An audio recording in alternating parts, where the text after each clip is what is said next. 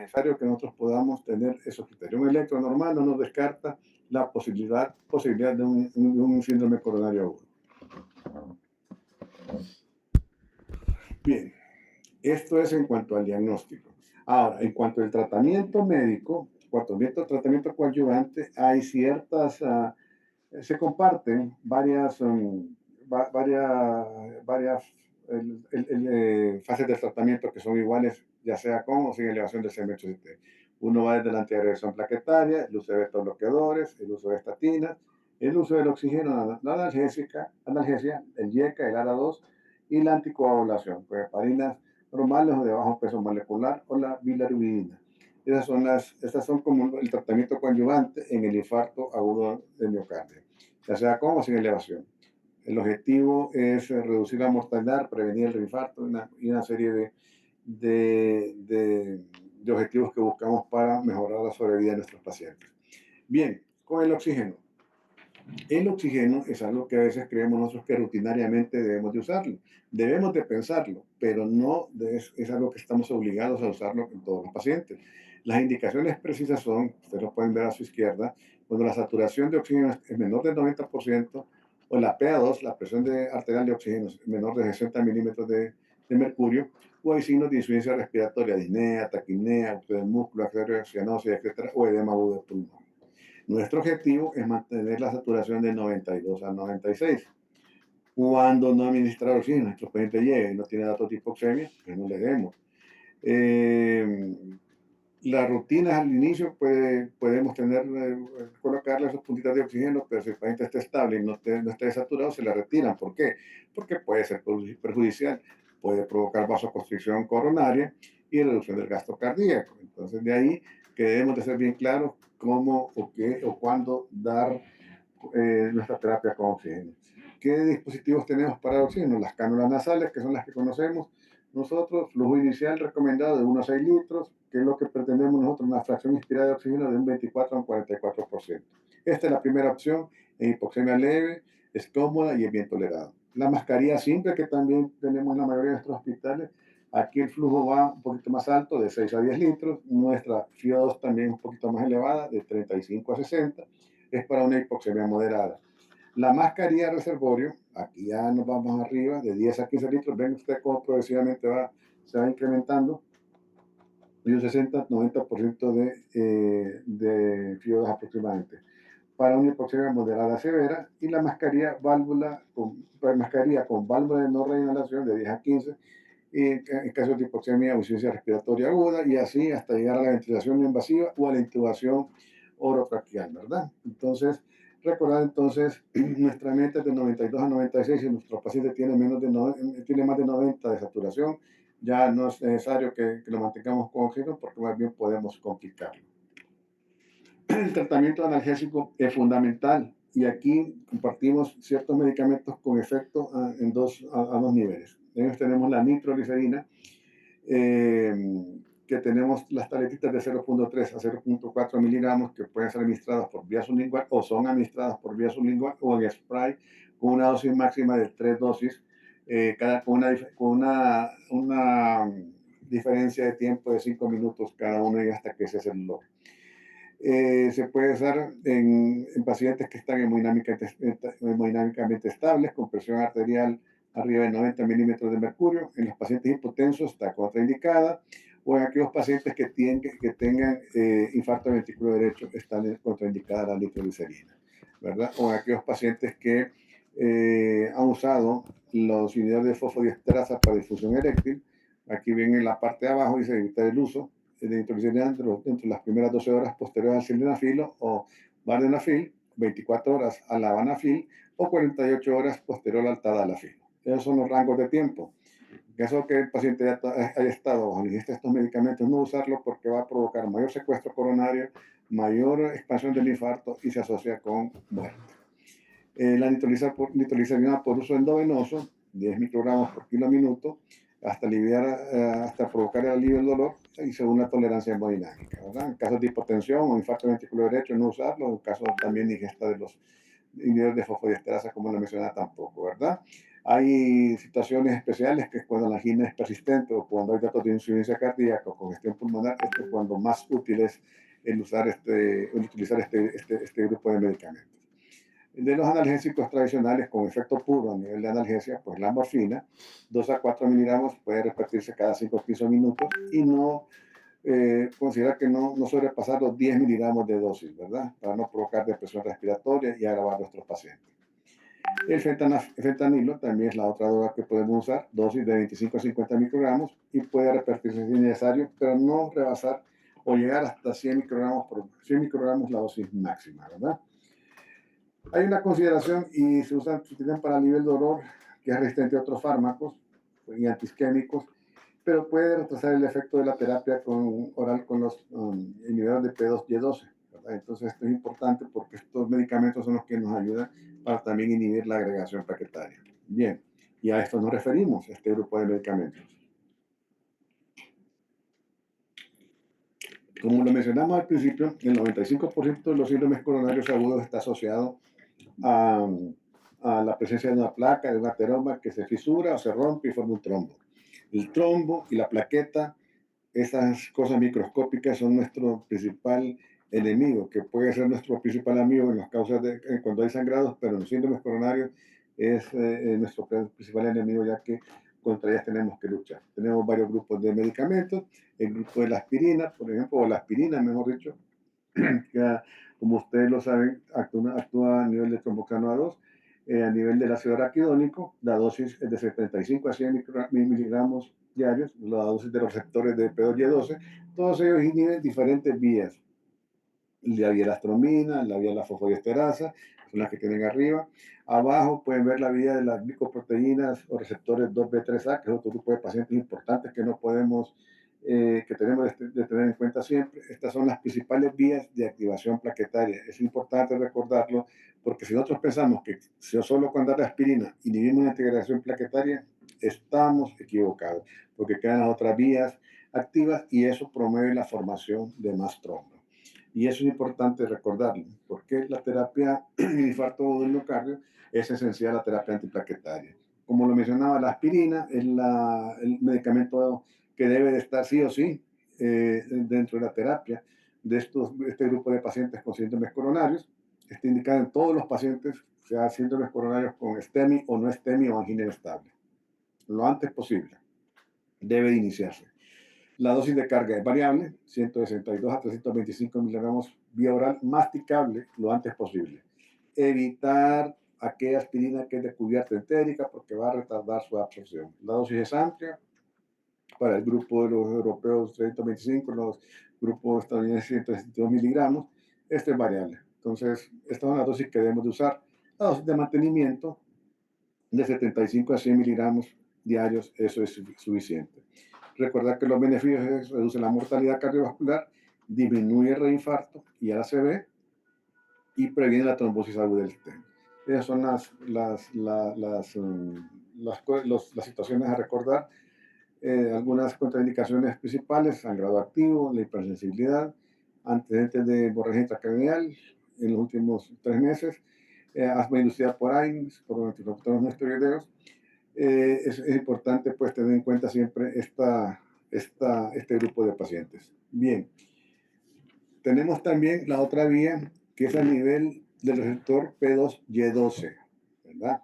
En esto hay un grupo de pacientes, hay un grupo de medicamentos que ustedes ya conocen ampliamente. Antes teníamos este grupo, la ticlopidina, que ya no está, un fármaco que se fue desplazado por clopidogrel hace más de 20 años, 24 años más o menos. Tenemos el clopidogrel, el prasugrel y el ticagrelor. Todos ellos inhiben el nivel del receptor P2Y12, interfiriendo en el ADP. Y esto bloquea entonces la agregación plaquetaria, ¿no? De estos tres, vamos a ser prácticos en esta diapositiva, y es el de más, la recomendación más fuerte, de mayor evidencia, es el ticagrelor, es la dosis, es el más fuerte. El segundo es el prasugrel, y con una acción de moderada intensidad, el clopidogrel, ¿verdad? ¿Cuándo lo vamos a escoger? Pues aquellos pacientes con síntomas coronarios agudos con oscilación de segmentos de T para ticagrelor, lo mismo para prasugrel y que van para terapia invasiva, pues, un poquito más de peso, igual que para ticagrelor, la que no hay ninguna diferencia. Y clopidogrel es una alternativa cuando no se dispone ticagrelor o prasugrel, ¿verdad? O cuando hay contraindicación para el uso de estos mismos. ¿Por qué? Porque es de menor potencia. Por esa razón, el clopidogrel es lo que menos preferimos en la presencia de síntomas coronarios agudos. La dosis de carga están bien claras y bien establecidas. Ticagrelor 180 miligramos, o sea, 2 tabletas STAT inmediatas, y 90 miligramos cada 12 horas. El inicio de la acción es a los 30 minutos, a las 2 horas. Prasugrel, la dosis de carga 60 miligramos, o sea, 6 tabletas, y mantenimiento 10 miligramos al día. También su inicio de acción un poquito, se inicia al mismo tiempo, pero un poquito más rápido, a la hora ya está perfecto. Clopidogrel, dosis de carga de 300 a 600. Aquí me detengo un poco. La dosis de carga es de 300 miligramos. La única vez que recomendamos la dosis de 600 miligramos es cuando el paciente va para una angioplastía primaria, ¿verdad? Y no tenemos ticagrelor o prasugrel. Lo mejor es dar clopidogrel 600 miligramos, que es lo que se asocia con menos trombosis del stent una vez que se implante. Si el paciente es octogenario, la dosis, no existe dosis de carga y la dosis que debemos de dar es de 75 miligramos. La dosis recomendada de mantenimiento para clopidogrel son 75 miligramos, ¿verdad? El inicio de la acción, como usted lo ve, un poco más retardado, 2 horas hasta la sexta hora. Entonces, en ese orden, ticagrelor es el más potente, lo que más recomendamos, prasugrel en su defecto, o clopidogrel cuando no tengamos ninguno disponible, ni ticagrelor ni prasugrel. En nuestro país, prasugrel llegó hace como unos 15, 18 años, estuvo, yo diría que ni el año estuvo acá en el país, y luego se retiró, no sé por qué. Y así que nos hemos quedado pues prácticamente con clopidogrel y ticagrelor, ya que vino ya desde hace unos 14 años aquí al país el ticagrelor. Nuevamente diría que esta es lo mismo de la que acabamos de ver. En esto me voy a detener un poquito porque la terapia dual antiplaquetaria es necesaria en todos los grupos de pacientes, ¿verdad? Con síndromes coronarios agudos. Y en este grupo de pacientes, a la derecha, ¿cuánto tiempo lo vamos a dar? Pues al menos el año, ¿verdad? Y más del año lo vamos a considerar que el grupo de pacientes que son de alto riesgo isquémico, con bajo riesgo de sangrado, con infarto previo, múltiples stent o lesiones complejas, diabéticos y enfermedad multivaso. En eso podríamos considerar más de un año de tratamiento. En eso, de no existir las condiciones, el tiempo prudente es de un año el tratamiento, pero también el riesgo de sangrado debemos de considerar. En aquellos grupos de pacientes que tienen un riesgo alto de sangrado, nuestra terapia podemos individualizarla y ser perfectamente a veces algunos de ellos hasta de 6 meses o algunos de ellos hasta 3 meses la terapia dual, y algunas condiciones muy especiales un mes pudiesen usarse, pero tenemos que tener bien claro con grupos bien selectos de pacientes. Así que para términos prácticos, una vez que ha habido un evento coronario, sea trombolizado o sea hecho angioplastía primaria, la terapia dual debería durar por lo menos un año, y en condiciones especiales se podría extender un poquito más o se puede acortar si el riesgo de sangrado es grande. Bien, este es más de lo mismo. Seguimos y vámonos al grupo de las heparinas. Grupo de las heparinas, entonces tenemos las heparinas de bajo peso molecular, las convencionales, tenemos el fondo Parindox, la bivalirudina, pero nos vamos a referir pues a sus principios o su indicación en los síndromes coronarios, que es prevenir la propagación del trombo y oclusión coronaria, reducir eventos isquémicos recurrentes, y esto debe balancearse el riesgo de sangrado versus beneficio. Recordar que estos son para evitar la formación de más trombo, no provoca lisis del trombo, bueno, nos evita que haya nos evita que haya mayor formación de trombo, y está indicada en todo este grupo de pacientes. La diferencia entre la no fraccionada y las heparinas de bajo peso molecular, como ustedes lo ven, la más utilizada, la que más se recomienda es la enoxaparina. Riesgo de sangrado para la heparina normal es mayor, es menor para enoxa. La estabilidad es menos estable, la heparina no fraccionada es más estable la enoxaparina, pero la reversibilidad en aquellos casos que necesitamos quitar el efecto anticoagulante por nivel de sangrado u otras circunstancias, la heparina normal es más fácilmente reversible, ¿verdad? La bilaridina no la tocaré, es solo en algunas situaciones prácticas. La dosis se las doy así, de manera categórica, hablando de enoxaparina, es 1 miligramo por kilogramo de peso cada 12 horas en aquellos pacientes menores de 75 años y que no tengan insuficiencia renal. En los pacientes mayores de 75 años, la dosis debería ser de 0.75 miligramos por kilogramo de peso. Y en los pacientes que, cada 12 horas, y en los pacientes que tienen insuficiencia renal, la dosis debería ser de 1 miligramo por kilogramo de peso una vez al día. Esas son las dosis que debemos de usar en los síndromes coronarios agudos. Acá están las dosis, perdón, me adelanté un poquito en lo que hablaba, pero aquí las podemos ver. Para la heparina normal, no fraccionada, calcularlo por kilo de peso, 60 unidades por kilogramo, no sobrepasar 4.000 unidades, y mi infusión debe ser alrededor de 12 unidades por kilogramo de peso, y no sobrepasar 1.000 unidades por hora. Y ajustar al TTP, ¿verdad? Que debe andar entre 60 y 80 segundos. Se puede usar para soporte de PCI y además como coadyuvante en la terapia fibrinolítica. También la bilarudina, en aquellos casos de alta complejidad, también la podemos utilizar, no la tenemos disponible, salvo en algunas situaciones particulares en algunos centros aquí en Honduras. La inoxa, que es lo que les acabo de decir, ahí están las dosis, que hace poco se las comentaba, son las que ya tenemos bien claro, y aquí, como ven, siempre la precaución en los pacientes ya de mayor edad. Bien, aquí me detengo un poco. Vamos a dar un break para ver si tienen alguna duda, alguna pregunta, para no llevarlos y no aburrirlos tanto y seguir con la siguiente parte de la presentación.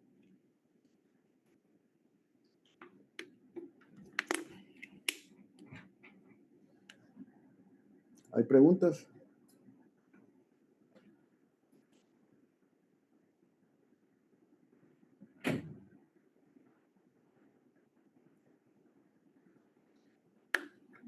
No hay preguntas. Ok. Siguiendo y hablando de siempre tratando de evitar que la plaqueta se siga agregando y siga formando más trombo, tenemos el grupo de los inhibidores de glicoproteínas. Más despacio, ok. No se ve bien, me dicen. No, fue una no. ¿Una diapositiva? Sí. Qué raro. Bueno, perdón si va muy rápido, voy a ir más despacio. Entonces, resumiendo lo que hemos tenido hasta acá ahorita para no perdamos la idea, voy a dar la parte de integración plaquetaria. Recordar que hay varias vías. Bueno, hay una pregunta del óxido nítrico, no son útiles, no están indicados en los síndromes coronarios agudos. Para responder a la pregunta que acabo de ver por chat. Entonces, como yo muy rápido, solo recordar que hay varias vías de activación plaquetaria. La vía de la ciclooxigenasa, la vía de las trombinas, la vía de la fosfodiesterasa, los receptores 2B3A, los receptores P2Y12, que es la del ADP, con los diferentes fármacos que intervienen. Siempre es importante recordar que en los síndromes coronarios agudos evitamos, bloqueamos toda la mayor cantidad de vías para que no haya mayor formación de trombo. De ahí entonces la aspirina es fundamental, actúa a nivel del ácido araquidónico, la dosis de carga de 162 a 325 miligramos y mantenimiento de 75 a 100 miligramos.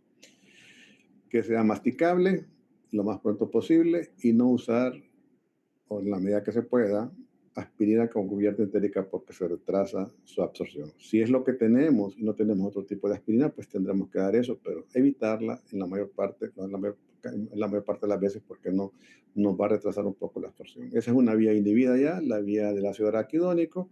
Luego inhibimos otra vía que es importante, la del receptor P2Y12, con el uso del clopidogrel, prasugrel y ticagrelor.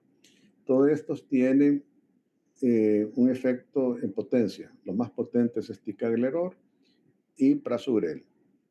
De menor potencia, el clopidogrel. Clopidogrel lo usamos cuando no tenemos acceso a los otros dos antiagregantes plaquetarios que acompañan a la aspirina, como el ticagrelor y el prasugrel.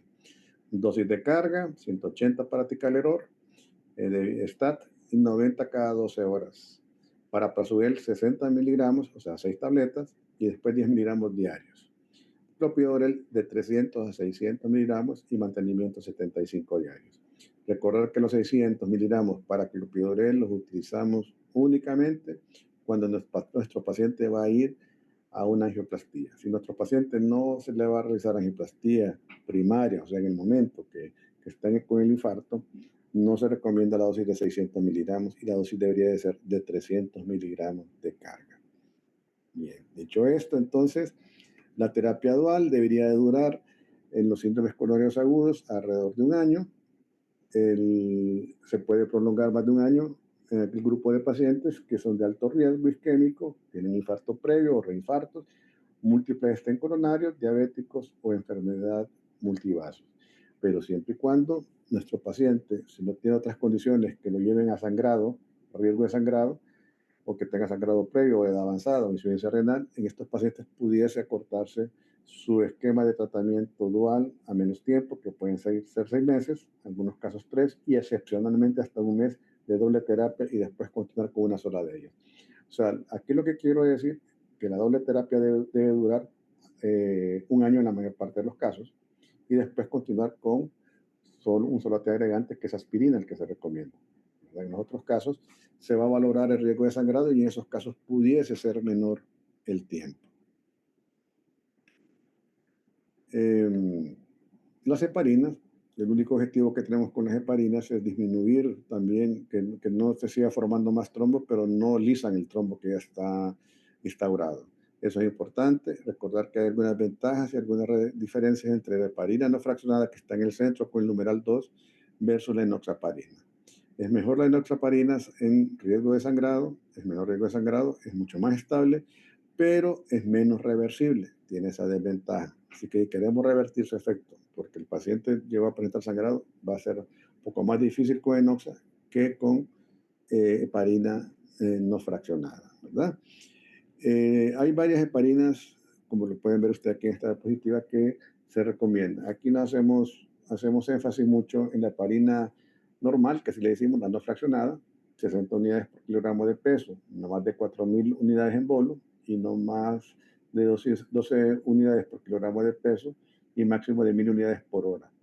Debemos de ajustarla para mantener un rango de TTP entre 60 y 80 segundos, ¿verdad? Eso es importante. Vivilaridina, como les dije, no tenemos. La enoxa, la dosis de miligramos por kilogramo de peso cada 12 horas, salvo que tenga insuficiencia renal. Si tiene insuficiencia renal, menos de 30 de clearance, es 1 miligramo por kilogramo de peso al día. Los pacientes con terapia fibrinolítica, si tienen menos de 75 años, se puede dar el bolo. Si no tienen si la edad es superior a esa, la dosis se reduce en este grupo de pacientes a 0.75 miligramos por kilogramo de peso cada 12 horas, como podemos ver acá. El fondo Parinos, que lo tuvimos aquí hace mucho tiempo, también estuvo muy breve aquí en el país, es otra heparina que podemos usar. En realidad poco lo usamos y poco se usa en el mundo porque este grupo de pacientes que están con síndromes coronarios, la mayor parte, más del 90% van a requerir un cateterismo, una angioplastia, y el uso de fondo Parinox previo se asocia mucho a la presencia de trombo o trombosis del catéter. De ahí entonces que es una precaución, deben de conocerla. Igual no lo tenemos en el país, pero siempre es importante estar enterado, porque por ahí puede aparecer de repente el fondo Parinox y si no sabemos sus precauciones podemos cometer errores. Los inhibidores de las glicoproteínas, que es otra vía de activación, ellos tenemos tres medicamentos que son los principales, el aflisimab, el epitifibatide y el tirofiban. Que lo que tenemos en el país es el tirofiban, con esto es otra vía de agregación plaquetaria que inhibimos.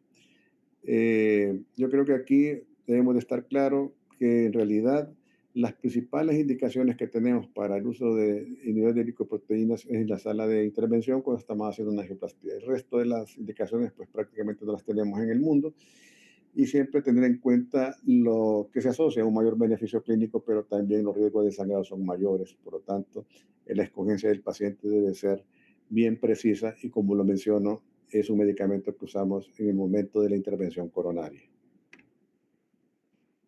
Grupo de los medicamentos ya ampliamente usados y que los tenemos ya ampliamente demostrado junto con aspirina sus beneficios en la disminución de la morbimortalidad y el uso de los beta-bloqueadores. qué?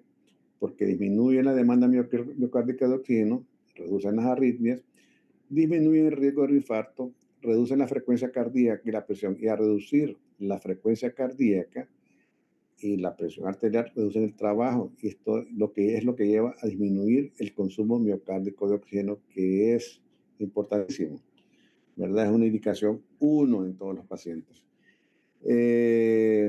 ¿Cuándo no usarlo? Choque cardiogénico, insuficiencia cardíaca aguda, descompensada, bradicardia, bloqueos, hipotensión, broncoespasmo activo o en EPOC, ¿verdad?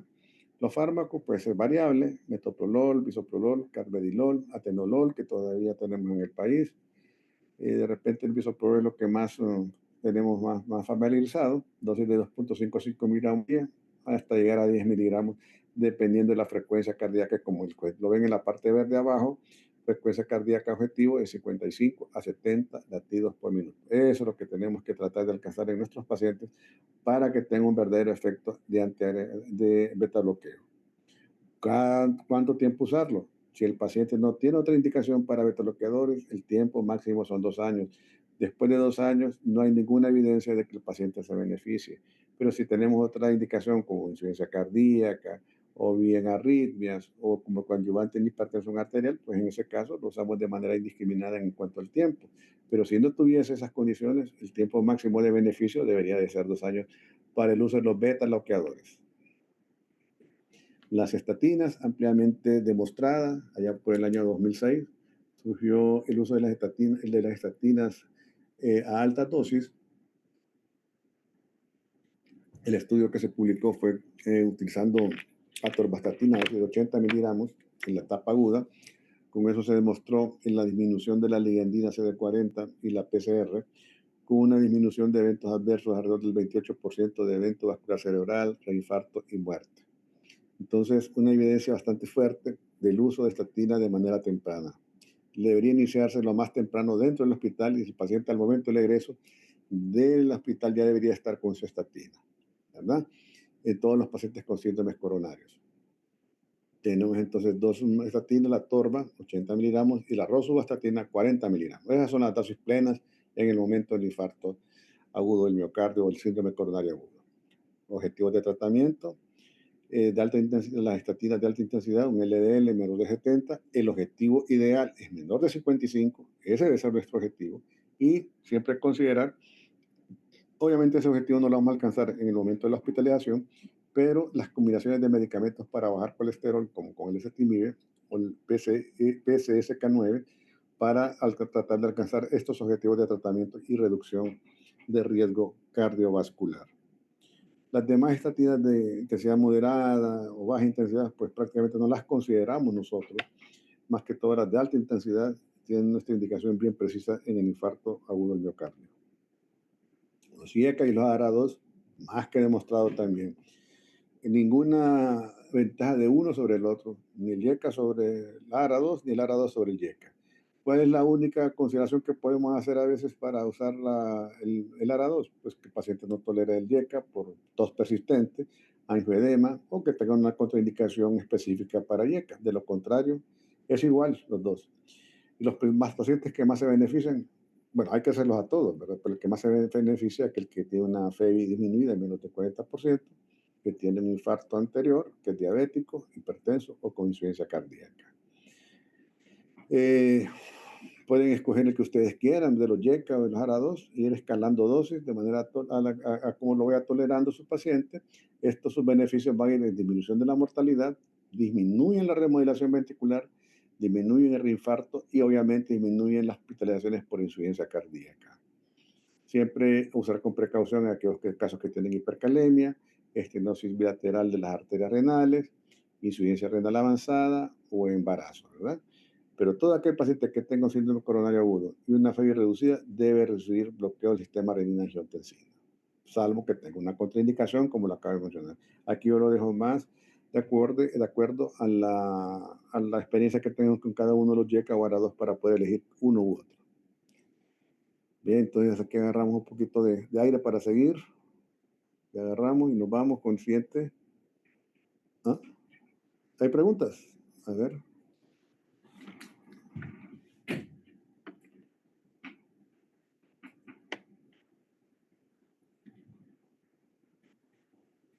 Esta pregunta es buenísima la que me están haciendo aquí. Un paciente que lo vamos a ver ya en un momentito, que los pacientes con síndromes coronarios agudos sin elevación del ST, ¿es correcto realizar angiografía y qué hallazgos podemos encontrar? La voy a contestar cuando explique en su momento. El tratamiento estándar se puede ver modificado por enfermedad renal, claro, diabetes o edad avanzada, lo acabo de mencionar ahorita, son las precauciones tanto para el uso de la antiagregación plaquetaria, la duración de la misma, la dosis que vamos a utilizar para la heparina se ve influenciada por la depuración renal o por la edad también. Y que, bueno, los factores que determinan el acceso radial, los femoral, al realizar el intervencionismo, la indicación en intervención es acceso radial, ¿verdad? Al femoral por menores complicaciones vasculares. ¿Qué recomendaciones daría para no pasar por alto un infarto en la práctica diaria?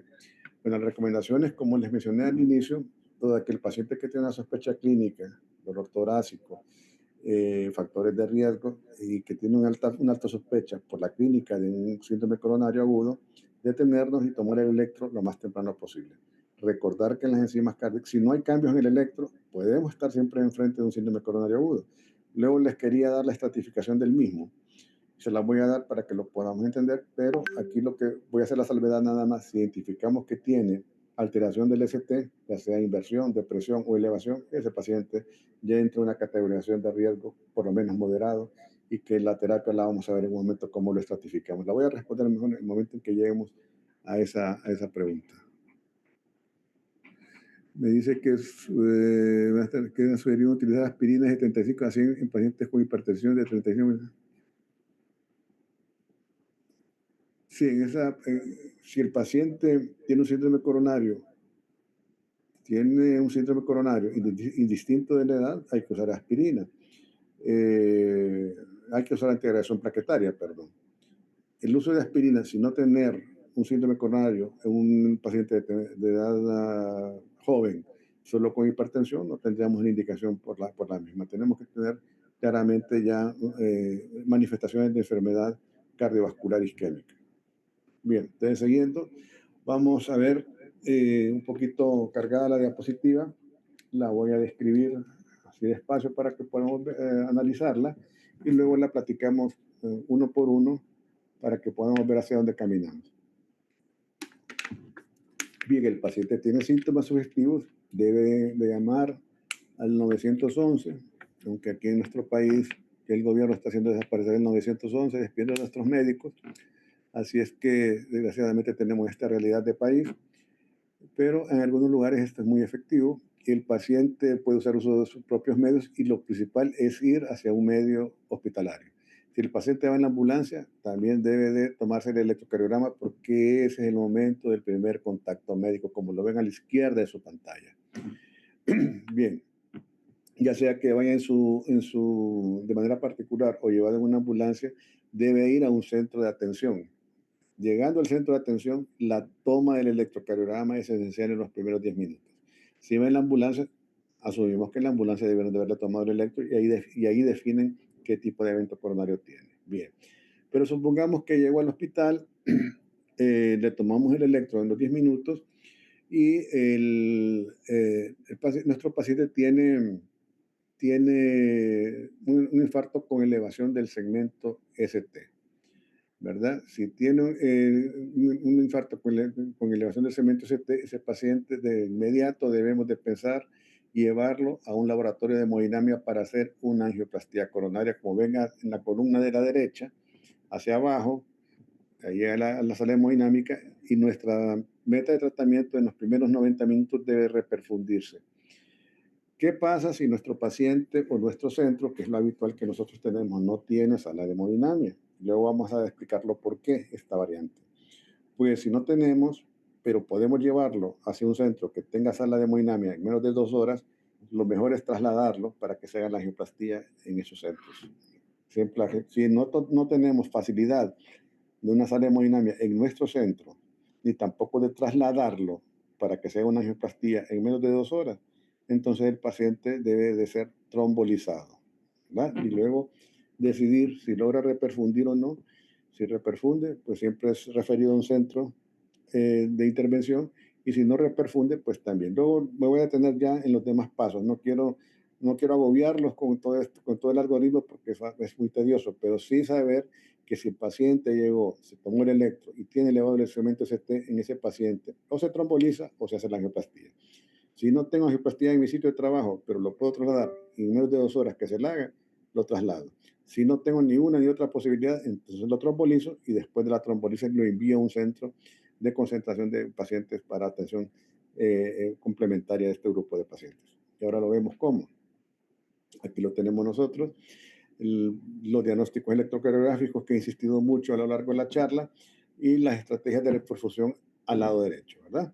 Tenemos angioplastia primaria, que es la de elección, y estos aquellos pacientes que tienen un infarto agudo del miocardio, que tiene una duración de menos de 12 horas. En esos pacientes deben de entrar a angioplastia si tenemos disponibilidad en menos de los 90 minutos. De lo contrario, si no lo tenemos, estos pacientes, si en 2 horas lo podemos trasladar, pues hagamos la angioplastia, si no, lo trombolizamos, ¿verdad? Eso es lo que quiero y recalco. Tengo estas dos diapositivas, una bien general y esta ya más exclusiva para que la puedan ver, analizar, y estas son las estrategias que debemos de tener, y estoy hablando únicamente de los pacientes con elevación del segmento ST. Luego voy a hablar los que no tienen elevado el segmento ST, como en la pregunta que me hicieron, para ver qué hacemos con ese grupo de pacientes. ¿Por qué? ¿Por qué insistimos tanto nosotros en reprofundir los pacientes? Pues el estudio Gusto, el Gusto tiene más de 35 años, creo que debe ser publicado, demostró la mortalidad. Flujo TIMI-3 es aquel flujo epicárdico, o sea, en la arteria mayor que se llena a una velocidad normal. Si nosotros logramos tener ese flujo, nuestra mortalidad, valorando nada más flujo epicárdico, vamos a estar hablando de microvascularización de la arteria mayor, la mortalidad es de un 4.3% en el TIMI-3. Pero si tenemos un flujo timicero, o sea, queda la arteria ocluida 100%, nuestra mortalidad es del 9.1%, más del doble a los 30 días. Y esto depende mucho del tiempo. Entre más tiempo nos tardemos, peor nos va a ir y las complicaciones van a ser mayores y la mortalidad va a ser mayor. Entonces hay una relación directa entre flujo arterial y mortalidad. A un flujo normal 4.3 si valoramos el flujo epicárdico nada más. Si no logramos flujo epicárdico, nuestra mortalidad es de un 9.1%, ¿verdad? Pero no solo es flujo epicárdico. Por al lado izquierdo ustedes pueden ver el flujo epicárdico, tiene 3, apertura arteria culpable, restauración del flujo y una reperfusión completa. Pero el flujo epicárdico debe ser acompañado de reperfusión también microvascular, como lo ven a su derecha con el numeral 2, que es la reperfusión tisular, que es la recuperación del miocardio. Es la unión de estos dos tipos de flujos, tanto el epicárdico como el microvascular, y eso lo valora uno en la sala de hemodinamia cuando ve la mancha capilar como se ve en el miocardio, cómo se impregna. Entonces el miocardio, al momento de hacer la inyección con medio de contraste, esa es la reperfusión óptima. Un flujo epicárdico TIMI-3 y una perfusión microvascular, o TMP grado 3. Esa es la óptima y nuestra mortalidad sustancialmente se va para abajo, como lo podemos ver en esta tabla. Si ustedes ven, estoy valorando nada más perfusión miocárdica más allá del TIMI, o sea, más allá del flujo epicárdico. Lo vamos a ver en el flujo microvascular. Es bien difícil con estas fotos poder valorarlo, pero para que nos imaginemos, todo lo negrito que ustedes ven en la arteria que se pinta, esa es la arteria epicárdica. Y al final uno ve una mancha, se llama blush, así como las señoras cuando se pintan las mejillas que se ponen el blush, que se resalta un poco el color, entonces se resalta un poco el color o la mancha capilar, ese es el flujo microvascular que queremos alcanzar. Si nosotros no alcanzamos ese blush, como lo ven en la primera, que es el grado 0, dice que no hay blush o es mínimo, la mortalidad es de un 6.2%. Si alcanzamos ligeramente el blush, pero no se lava, o sea, queda como tatuado, la mortalidad es de un 5.1%. Si se logra lavar con más de 3 latidos después de la siguiente inyección, baja 4.4% la mortalidad. Pero si logramos un flujo TIMI-3 microvascular, la mortalidad es de un 2%. Por eso, el completar y el valorar la reperfusión cuando hacemos angioplastia, este es nuestro target de tratamiento, el grado 3, para llevarnos a un 2% de mortalidad. Esto es fundamental, es dramático. Si no, es cosmético todo lo que estamos haciendo y no vamos a alcanzar un beneficio sobre nuestros pacientes. De conocimiento de todos la diferencia que hay entre la trombolisis y la angioplastia, que lo pueden ver ustedes, en cuanto a muerte, infarto, etcétera, etcétera. Si usted en la terapia trombolítica marcada en oscuro, los porcentajes son mayor de muerte, 9.1, como lo miramos en la descripción anterior, 7 para trombolisis, infarto del miocardio no fatal, etcétera, etcétera. Todas las variables, absolutamente todas las variables, son menos cuando realizamos angioplastia primaria. O sea, la mortalidad es dramáticamente menor. Pero ¿qué pasa? Ya tenemos 26 años del último trombolítico, ¿verdad? Por el año 2000 salió el TNK. Esta es la evolución que hemos tenido en trombólisis. Allá por la década de los 80 comenzamos a trombolizar de verdad con estreptoquinasa y uroquinasa. Y todavía aquí en Honduras seguimos usando uroquinasa, pero es mejor usar uroquinasa o no usar nada. Y ya la evolución en cuanto a generación de trombolíticos, TNK. Seguimos esperando todavía con nuevos trombolíticos que nos ayuden a tener mejores tasas de reperfusión. Pero esta es la realidad que tenemos en el mundo, no en Honduras. Esto es a nivel mundial. ¿Cuándo indicamos la trombolisis? Como le explicaba, cuando no podamos tener angioplastía en el lugar de que estamos o no podamos transferirlo en menos de 120 minutos para que se pueda hacer. Y cuando los pacientes tengan un inicio de los síntomas menor de 12 horas, cuando tenga elevación del segmento ST compatible con un STEMI. Es para elevación del segmento ST, no es para los pacientes que no están elevados. Y cuando haya ausencia de contraindicaciones, que luego vamos a ver algunas de ellas, ¿verdad? Este es el momento cuando nosotros indicamos trombolisis en los pacientes o fibrinolisis. La angioplastía primaria, que está en medio, como la ven, es la reperfusión óptima, pero la ventana o la accesibilidad es bastante difícil. De ahí entonces que la fibrinolisis o la trombolisis es algo que debemos de tener muy en mente para atender a nuestros pacientes. Contraindicaciones de la trombolisis, las absolutas, la hemorragia intracraneal previa, accidente cerebrovascular hemorrágico en cualquier momento, en el isquémico en los últimos 3 meses, perdón, disección de aorta, sangrado activo, úlcera péptica activa, cirugía mayor o trauma significativo en las últimas 3 semanas. Las relativas hipertensión arterial, uso de warfarina, trombocitopenia, cirugía mayor reciente, 2 a 3 semanas, ¿verdad? Mayor de 2 a 3 semanas, perdón. Embarazo, retinopatía hemorrágica y edad avanzada mayor. Esas son relativas y uno debe de valorar de acuerdo a cada paciente. Eso no está escrito en piedra. Bien, estos son los fibrinolíticos disponibles. La especificidad por la fibrina, que es donde vamos a atacar los puentes de fibrina. Recuerda, aquí estamos destruyendo ya todo lo que se formó con la unión de las plaquetas. Es muy altísima para tecniplase, que es el último que tenemos. Alteplase, que es lo que más tenemos en nuestro país, que es muy bueno, también es alta. Y moderada para reteplase. Y aquí están las dosis, como ustedes pueden ver, ¿verdad? La vida media es baja, 20-24 minutos. 3 a 4 minutos para el teplase y 3 a 16 para el teplase. Bolo único para tecneplase, infusión continua durante 90 minutos y la otra para el teplase es 2 bolos con 30 minutos de separación.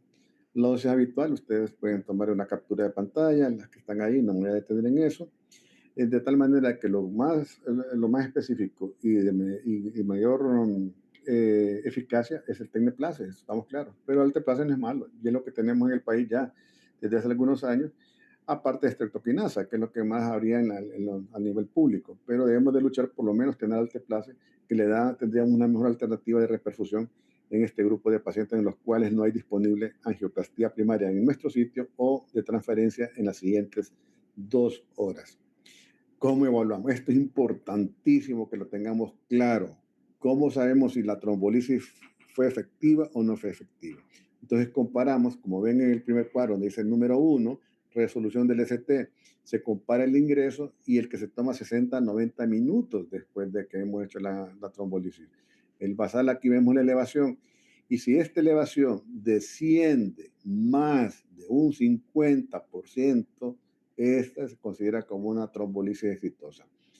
Si ustedes ven aquí en el ejemplo, tiene 4 milímetros de elevación y en el electrocardiograma 60-90 minutos posterior tiene 1.5 milímetros de elevación. De ahí entonces que descendió más del 50%. Aquí se puede considerar exitosa la trombolisis. Obviamente hay mejoría clínica. Siempre estar pendiente que arritmias de reperfusión. Puede haber arritmia ventricular, taquicardia ventricular, bradicardia transitoria. Esto, jóvenes, ustedes tengan siempre pendiente que estas son arritmias de reperfusión, no es una razón para parar una trombolisis, porque eso significa que nuestro paciente está reperfundiendo, hay que atenderla, pero no parar la trombolisis. Ya me ha tocado ver a veces, algunas veces, que han parado trombolisis porque le hizo una taquicardia ventricular transitoria, el paciente reperfundió y por eso, más bien, eso es un criterio de que está funcionando. Y estable desde el punto de vista hemodinámico, vemos que mejora presión arterial, la congestión pulmonar, etc. ¿Cuándo podemos saber que fracasa? Lo primero es que no baje más del 50% el ST. Eso es lo primero.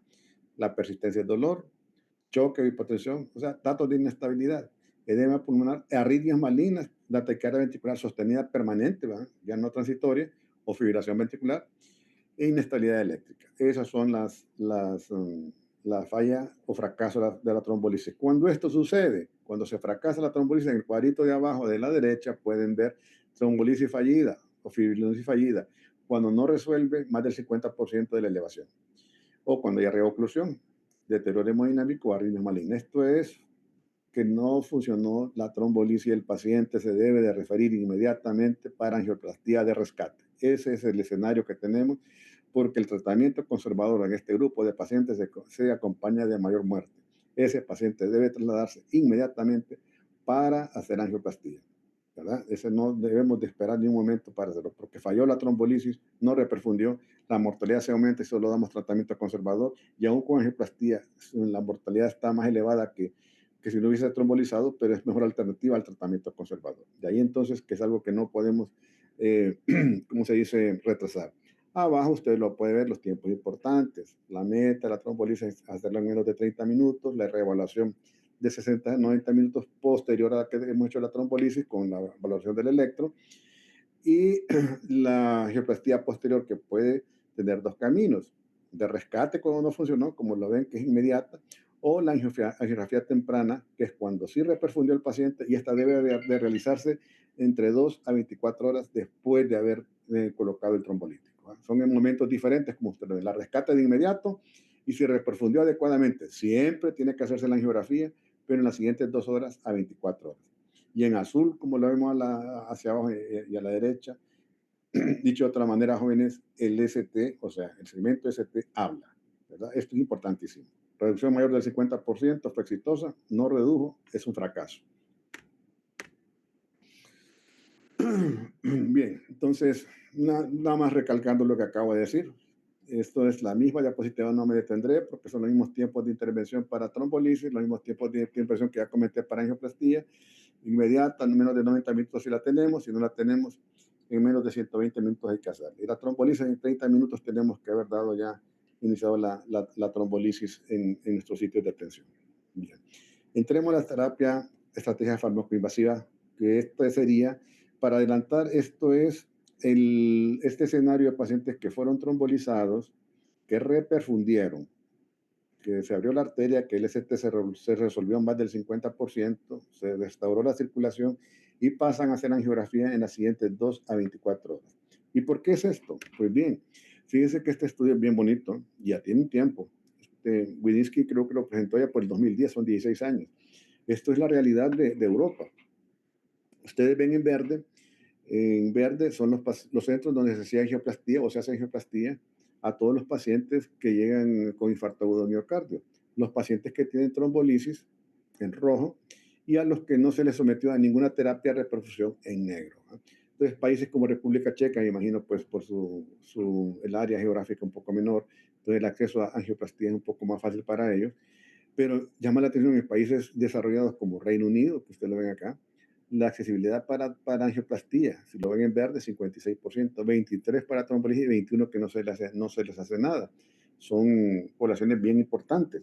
Entonces, por lo menos ellos trombolizan. Reino Unido, por ahí ven Francia también, que tiene una realidad bastante cercana a Reino Unido. Y en los extremos, Turquía, donde sería una realidad muy cercana a la nuestra, 6% son angioplastiados, 31% es la de trombolisis, y el 63% no se sometan a terapia de reperfusión. Entonces, ¿qué nos quiere decir esto? Que no está accesible la reperfusión con angioplastia primaria en muchas partes del mundo. Y para acercarnos un poquito más a nuestra realidad, este es RENACICA, que es el registro mexicano de reperfusión en el infarto agudo del miocardio. Para no agobiarlos con esta gráfica, solo enfóquese a la derecha donde está el reloj, con el corazoncito con el reloj, y ahí dice situación en México de RENOSICA, este Registro Nacional de Síndromes Coronarios Agudos. Se trombolizan el 37%, el 15% van a angioplastía primaria y el 44% no reciben terapia de reperfusión. Muy cercano a nuestra realidad, creo que más bien está muy por encima de nuestra realidad. Yo, en lo personal, creo que nosotros, si acaso, reperfundimos entre trombolisis y angioplastía primaria, en ventana me refiero, en ventana, en tiempos adecuados, alrededor de un 20%. El resto, pues, son pacientes que no reciben una terapia de reperfusión. Yo me atrevería a dar ese dato por lo que he visto en el transcurso de los años. Ya en los últimos años estamos reperfundiendo más, ¿verdad? También eso tengo que reconocerlo, pero estamos muy lejos todavía de alcanzar un escenario bastante adecuado para nuestros pacientes. Entonces, ¿qué hacer si no tenemos nosotros angioplastia disponible por diferentes motivos? Se creó hace mucho tiempo lo que es la terapia farmacoinvasiva temprana. Y esto significa identificar al paciente, y si no tenemos capacidad de hacer angioplastía en ese momento, en menos de 2 horas, trombolizarlo. Si fracasamos, lo mandamos a angioplastía de rescate. Si no fracasó, sino que sí se reperfundió, se manda, como lo dice a la derecha, a angioplastía, angiografía electiva, que es entre las siguientes 2 a 24 horas. Nunca de inmediato, o sea, no se debe mandar a un paciente que reperfundió e inmediatamente hacer angioplastía porque eso es deleterio. Las posibilidades de sangrado son mayores por el efecto trombolítico. Entonces, el tiempo perentorio, como lo ven en la línea del tiempo abajo, es de 2 a 24 horas. Ese es el tiempo, ¿verdad? Una vez que ustedes vieron que su paciente reperfundió, de 2 a 24 horas, esto es la terapia fármaco-invasiva. O sea, son pacientes reperfundidos, trombolizados, reperfundidos, y en 2 a 24 horas hacer una angiografía o angioplastía lectiva. ¿Ok? Y entramos un poquito ya. Yo sé que están cansados, pero creo que es importantísimo que veamos todas las aristas de los síndromes coronarios. El 70-80% de los síndromes coronarios son sin elevación del segmento ST. Fundamental la troponina ultrasensible para poder nosotros discernir rápidamente en qué escenario estamos, ¿verdad? Y recordar que generalmente la oclusión no es completa de la arteria en los síndromes coronarios agudos sin elevación del segmento ST. En los con elevación es más frecuente la oclusión completa, pero recordar que no es absoluto esta variable, ¿verdad? La estratificación de riesgo en respuesta a la pregunta ¿cuándo hacer angioplastía en el grupo de pacientes? Entonces, los pilares, la medición de la protroponina ultrasensible, los cambios dinámicos del ST, las características clínicas, presión arterial, frecuencia cardíaca, datos de congestión, la función ventricular, las comorbilidades e insuficiencia renal, diabetes, insuficiencia cardíaca, EPOC. Entonces, existen las categorías de riesgo. Para las categorías de riesgo están de alto riesgo, riesgo intermedio y bajo riesgo. Para esto, recomendamos el score de Grace, que ustedes lo ven aquí al lado. Los puntajes menos de 108 del score de Grace, solo lo pueden buscar ustedes, luego les mostraré cuáles son las variables que se buscan, es de bajo riesgo, 109, 140 intermedio y más de 140 alto riesgo. Entonces, ¿qué pasa? Si nuestro paciente cae en el alto riesgo, que es este paciente que tiene inestabilidad hemodinámica, angina, arritmia ventricular, insuficiencia cardíaca, cambios eléctricos, este paciente debe entrar a estratégica invasiva inmediata. En menos de 2 horas debe estar en laboratorio hemodinámico. Si es intermedio, de 109 a 140, o sea, tiene troponina elevada, es diabético, tiene difusión ventricular, menos de 40% de FEBI, insuficiencia renal y cambios dinámicos leves del ST, entonces nuestra terapia invasiva temprana es en menos de 24 horas, en respuesta a la colega que me hizo la pregunta hace un rato, muy acertada su pregunta, me encantó esa pregunta, porque esa es una duda que siempre deberíamos de tener. ¿Y qué pasa si nuestro paciente es de bajo riesgo? Es decir, el paciente tiene una troponina baja o estable, o sea que no subió ni bajó, sino que mantuvo plana la troponina, no tiene cambios en el un electro normal, tiene una FEI mayor de 40 y no tiene comorbilidades mayores, o sea, no es diabético, no es fumador, no es hipertenso, etc. Entonces, este paciente entra a estrategia invasiva selectiva antes del alta, ¿verdad? Más arriba de las 24 horas, pues se terminan los estudios y se somete a angiografía. Esto es lo que podemos resumir de esta manera. Esta es la escala de Grace. ustedes lo pueden ver, el score de Grace. Esto es importante que lo tengan, pueden tener ahí su riesgo en el teléfono. La edad en años es de 0 a 100 puntos, la frecuencia cardíaca será 24, y así la presión arterial, creatinina, insuficiencia cardíaca, según el KILIP, paro cardíaco al ingreso, desviación del ECT, elevación de enzimas cardíacas de 0 a 14. Todos estos los puntajes que van de 0 a 372, y aquí ustedes ven los parámetros en edad, como cuánto puntaje le van a dar de acuerdo a la edad, de acuerdo a la frecuencia y de acuerdo a la presión arterial, y así queda categorizado en las diferentes escalas de riesgo, desde bajo a alto riesgo. Alto riesgo, ya saben, estos arriba de 140, estos pacientes entran de inmediato, en menos de 2 horas, en angiografía y angioplastia coronaria. Riesgo intermedio, pueden prolongarse un poquito menos de 24 horas, y de bajo riesgo es selectiva, su selectiva en las siguientes 24, después de las primeras 24 horas antes del egreso. Aquí tenemos la categorización, ¿verdad? De aquí nos da una categorización un poquito diferente, en donde nos pone un muy alto riesgo, si lo ven. Y en ese muy alto riesgo está el choque cardiogénico, ¿verdad? Que creo que es la complicación más grave que tenemos. Y esto va en menos de 2 horas. La invasividad precoz menos de 24, como lo acabamos de ver. La estratégica invasiva durante la hospitalización de 109 a 140, y bajo riesgo, que es lo que le decía, que pasa a pruebas funcionales, la prueba de esfuerzo, angiota coronario, etcétera, etcétera. Estos son los extremos, ¿verdad? Que están dados por el score que tengamos. Menos de 109 es paciente de bajo riesgo, entonces lo estratificamos, en él no estamos obligados a entrar a angiografía, salvo que demostremos isquemia demostrada o recurrencia de los síntomas. Bien, entonces, haciendo énfasis en lo mismo, traigo varias diapositivas, no quiero aburrirlos, pero es para que estemos claritos, ¿verdad? Aquí tenemos pacientes de alto riesgo o intermedio, la terapia invasiva rutinaria, depende del riesgo, algunos menos de 2 horas, otros hasta las 24, y pueden pasar a angioplastia o a cirugía o a terapia médica. Esos son los caminos que puede seguir. Y el otro se estratifica. Si no tiene isquemia demostrable, pues se puede egresar del hospital y con tratamiento médico, como lo ven en signo negativo al extremo a la derecha, y decimos positivo, si volvió a recurrir síntomas, se demostró isquemia, pues pasan a angiografía coronaria. Está simplificando lo que acabamos de ver antes. Este es lo mismo, no vamos a detenerlo para no aburrirlos, y algunas cosas que siempre debemos de considerar. ¿Tienen preguntas? El secuestro coronario no está dado tanto por la frecuencia. Voy a detenerme un poquito porque hay una pregunta. No está dado tanto por la frecuencia cardíaca. El secuestro coronario se da más a veces por interacción farmacológica o a veces los mismos nitratos. ¿Qué quiere decir secuestro coronario?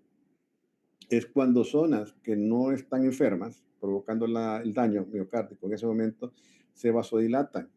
Y esa es la interacción que existe entre los nitratos y los inhibidores de la fosfodiesterasa. Al dilatarse, secuestran el flujo hacia esa zona y hace que las zonas que tienen obstrucciones tengan menos aporte sanguíneo. Y eso provoca la extensión y la expansión del infarto, ¿verdad? A eso nos referimos.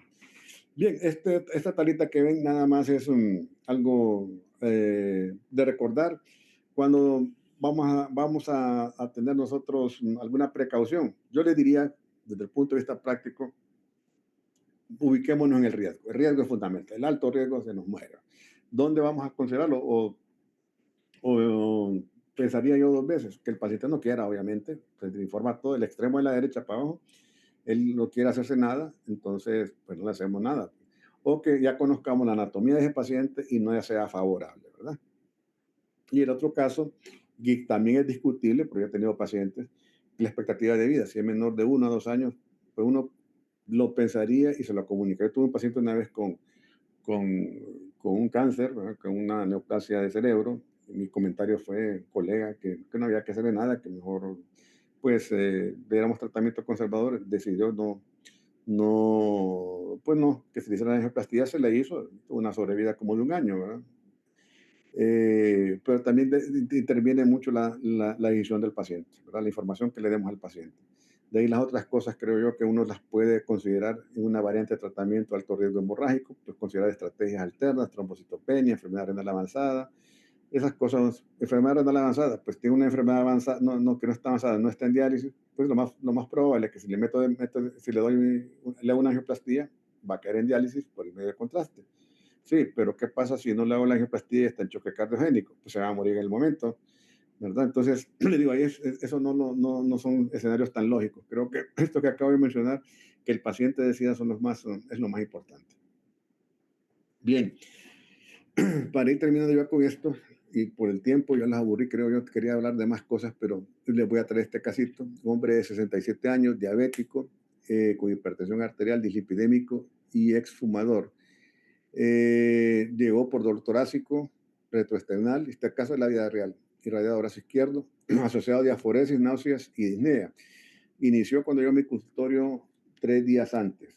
La evolución previa, primer día consultó, le dieron con otro médico aspirina y dinitrato de isosorbide y alta domicilio, con dolor prolongado y con muchos factores de riesgo. Segunda consulta fue con otro médico, le dio manejo sintomático, no realizó electrocardiograma ni se midieron troponinas. El tercer día llega ya más con más disnea, con persistencia en dolor y la disnea progresiva. Y el electro que tenemos es el del lado derecho que ustedes pueden ver. Y las variables hemodinámicas del examen físico: hipotenso 88/60, frecuencia cardíaca 112, respiratoria de 28, saturación de 85, extremidades frías y estertores bivasales. Un descenso del CT en todas estas derivaciones, como está comentado acá. Entonces, ¿cuál sería nuestra impresión diagnóstica? Número 1, angina inestable. Número 2, un síndrome sin elevación un síndrome coronario sin elevación de cemento CT, o uno con elevación en choque cardiogénico, o uno de disección de aorta, ¿verdad? Esas serían nuestras impresiones diagnósticas. Solo por el electro uno puede intuir que este paciente tiene gravedad extrema. Con la flechita roja pueden ver marcado en ABR, en ABR está hacia arriba la flecha, está hay elevación del cemento CT. Este dato, junto con todos los cambios que tiene la cara anterior, uno debe sospechar enfermedad trivascular o enfermedad del tronco de la corona izquierda. Son datos de gravedad por electrocardiograma, aparte de todos los datos clínicos que estamos viendo. Entonces, este es un paciente con síndrome coronario. ¿Cuál sería el escenario que estamos entonces enfrentando nosotros, verdad? Tomando en cuenta que tiene 72 horas de evolución, prácticamente está en choque cardiogénico, está hipotenso, saturando 85 y con una respiratoria de 28. El escenario es de un choque cardiogénico, como lo podemos ver. Entonces, damos tratamiento conservador con el A, B, pues, manejo con imágenes, eco, y C, vamos a hacer una angiografía coronaria o pues nos despedimos del paciente, ¿no? Entonces, obviamente nosotros nos decidimos por hacer la angiografía coronaria porque es un paciente de muy alto riesgo y tomando en cuenta los datos hemodinámicos, estaba en choque cardiogénico, la sospecha de una enfermedad severa, enfermedad del tronco, y fue llevado a sala de hemodinamia de manera urgente. Aquí no preguntan, no nos dio tiempo de esperar las 2 horas, entonces de muy alto riesgo este paciente con choque cardiogénico, entonces entramos a sala y esto es lo que estamos viendo. Me voy a detener acá. Esta es la angiografía, el catéter que ustedes lo ven en la parte de arriba, voy a ver con el cursor, me imagino que se ve aquí se ve reflejado el cursor, está el tronco de la coronaria izquierda, este es el catéter, este es el tronco, es un hilito que se ve acá, ¿sí? Filiforme, y este es el tronco ya sin lesión, pero está lesión ostial de la aorta ostial, una lesión de un 90 y pico por ciento del tronco de la coronaria izquierda que irriga el 70% del corazón. ¿Qué pasó? Pues explicamos a la paciente en ese momento qué es lo que tenemos, ¿verdad? El flujo es un flujo tímido, se llena muy despacio la descendente anterior, como ustedes ven acá, se llena despacísimo, y si ven es la única lesión que tiene, pero en una ubicación dramática. ¿Qué pasa? Entonces, mientras explicamos a la familia nuestros hallazgos, que era una lesión del tronco de la coronaria izquierda, como ustedes ven aquí, de un 95% en choque cardiogénico, y en lo que estamos explicando las alternativas, incluso de cirugía de revasculación coronaria inmediata, meter quirófano por ser un tronco, pero inestable, o la angioplastía, el paciente hizo paro, y aquí están, como ustedes pueden ver, se ve la sombra de la mano haciendo compresiones torácicas. Si ustedes ven el corazón que está aquí al fondo, no se ve movimiento, no se ve que lata. Lo que se va inflando acá es el balón, inflando en el sitio del tronco. Este es el catéter. y esta es la guía que está dentro de la arteria coronaria. Entonces, si uno ve y se acuerda en la CLS que hay compresiones torácicas, no interrumpir, ventilar, etcétera, etcétera, pero este paro sucede en sala con una lesión documentada y procedimos entonces a hacer la angioplastía de inmediato en presencia de las maniobras de reanimación para no parar la perfusión coronaria, la poca perfusión que podamos dar con las compresiones y evitar que el paciente muera. Y aquí lo vemos, este es el resultado final, el disparo selectivo, aquí está el catéter, este es el tronco, se ve permeable, ya lo que se miraba acá ostial del 95% está normal y un flujo normal en la descendente anterior. Y si ustedes ven, el corazón está hiperdinamico, bien cómo se mueve, no hay compresión en este momento, sino que es retorno a la circulación espontánea que tuvo nuestro paciente. Entonces, estos son casos dramáticos. ¿Y por qué el de actuar rápidamente en la toma de decisiones? Si nosotros nos hubiéramos quedado y no lo hubiéramos llevado a una angiografía en la gravedad del paciente, el paciente se paró en la unidad coronaria o en el cuidado intensivo, y en lo que llegue a una sala de hemodinámica, pues no hay posibilidad de rescatarlo. Entonces, la toma de decisiones de manera rápida y oportuna es importantísimo para cambiar la evolución de un paciente. Y este es resumiendo todo lo que nos tocó vivir con este paciente, el llegar desde la presentación del choque cardiogénico hasta el quinto, donde vemos la restauración del flujo coronario, TIMI 3, recuperación completa, y obviamente el paciente fue de alta 7 días después de estar 24 a 48 horas intubado porque estaba en edema agudo de pulmón, pero vivo. Este es el choque cardiogénico. Yo creo que ya llevamos 1 hora y media. No sé si están con ánimo de que sigamos. ¿Qué dicen ahí? ¿Nos apoyan?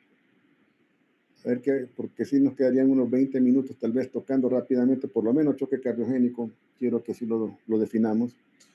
El choque cardiogénico es un estado de hipoperfusión tisular secundaria a la falla del corazón, que esto es la deficiencia para generar un gasto cardíaco suficiente para la demanda metabólica. En la fisiopatología, como lo ven a la derecha, el daño miocárdico agudo, en el infarto agudo, que es lo que estamos viendo, disminuye la contractilidad, disminuye el gasto cardíaco, disminuye la perfusión tisular, la difusión orgánica se presenta y hay necesidad de soporte ventilatorio, con una repercusión sobre todo el organismo, desde el cerebro, pulmones, mismo corazón, riñón, hígado, etcétera, etcétera. Hay una falla de perfusión. Los criterios clínicos claves, ¿cuáles son? La hipotensión persistente, menos de 90 milímetros de mercurio por más de 30 minutos, con necesidad de vasopresores, hipoperfusión, esto que se lo demostramos con una extremidad fría, llenado capilar lento, alteración del estado mental, una liguria menor de 0.5 ml, signos de congestión pulmonar, un índice cardíaco menos de 2.2 y una PCP. La PCP es la presión en cuña que uno mide directamente en la arteria pulmonar y como está congestionado, entonces arriba de 15 milímetros de mercurio, esto ya es congestión pulmonar, y un lactato sérico mayor de 2 milismoles. Pues todos estos son los criterios de choque cardiogénico. Es importante el reconocimiento de esta entidad que está muy relacionada con lo que acabamos de ver. La revascularización inmediata de la arteria culpable es fundamental para cambiar el choque cardiogénico, ¿verdad? Si nosotros no revascularizamos en el choque cardiogénico y entre más rápido lo hagamos, mejor nos va a ir, o mejor le va a ir al paciente, nuestro esfuerzo va a ser en vano, solo con medicamento y soporte. Y recordar que el abordaje es integral, el diagnóstico temprano fundamental, el soporte hemodinámico que lo damos con medicamentos, vasopresores, todo lo que tengamos a mano, la revascularización inmediata es fundamental junto con algunos casos que podamos dar de soporte mecánico y tratamiento, bueno, y el tratamiento integral con todas las medidas que acabamos de hablar. Solo recordar que el balón de contrapulsación es una indicación 3 ya prácticamente en el choque cardiogénico, no lo usamos más ECMO o el Impela. El Impela es lo que más está indicado a este grupo de pacientes, no me detendré en eso. Me detengo nada más en saber reconocer la entidad y recordar que la reperfusión inmediata es lo que puede cambiar la evolución de estos pacientes. Y hasta ahí dejaré la charla de hoy. Tal vez en otro día, en otro momento tengamos más espacio, porque me he ido pues a petición un poco más lento para poder digerir todo esto. No, me faltarían las complicaciones eléctricas y mecánicas, pero creo que ya con esto hemos abordado la temática de una manera bien extensa. Espero sus comentarios, que me los hagan llegar, ya sea verbalmente, interviniendo, o a través del chat. Me pueden escribir en este momento para solventar sus interrogantes.